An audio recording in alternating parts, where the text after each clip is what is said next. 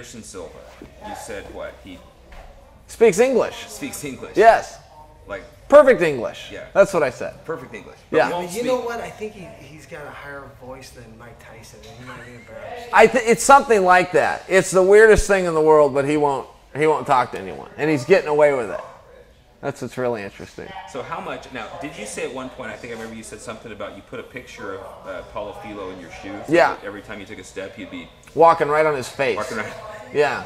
Might even be these shoes. I should check. Is the picture still in there? No, I think it was my Nikes, actually. It's not in there anymore. So how much of you're a hard guy to figure out.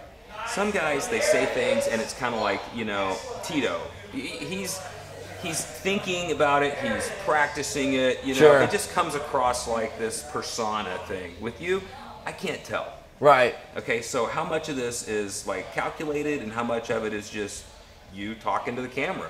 It just depends. There's definitely some calculated moments. For example, today is not. I didn't know what was happening. I didn't know we'd be sitting around, or if I'm in a dark room by myself, or if there's a video, or if you're writing it down. So today's all pretty candid. But there are some times that are undeniable. Let's say you're going to a press conference. Yeah. You know you're going to be asked to speak. It's no different than being in a classroom and knowing you have to give a presentation. You kind of plan it out and hope you have something to say. There's other times, let's take a post-fight press conference where you don't know because you didn't know if you're going to win or not. Right. So, your efforts were elsewhere, and then Dana only invites certain people to those. So anything you get at a post-fight is usually pretty candid.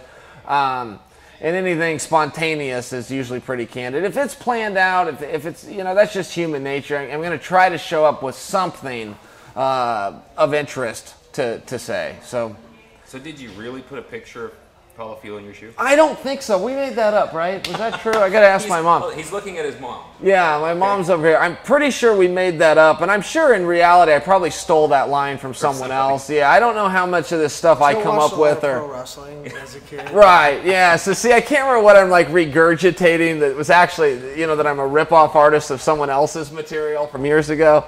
Or, again, from a spontaneous atmosphere where it's just your own. I don't think I did the Paulo Filho thing, but I said it so many times, I'm getting cloudy on what's reality and what was just so just for you'll hype. be one of those guys that becomes your persona. Right, yeah. I got a picture of Anderson up right now to like stare at, and he looks really nice in like this nice suit, and he looks really tough, and I had to go back and like disguise his face, because every time I see it, it wasn't motivating, it was like intimidating me.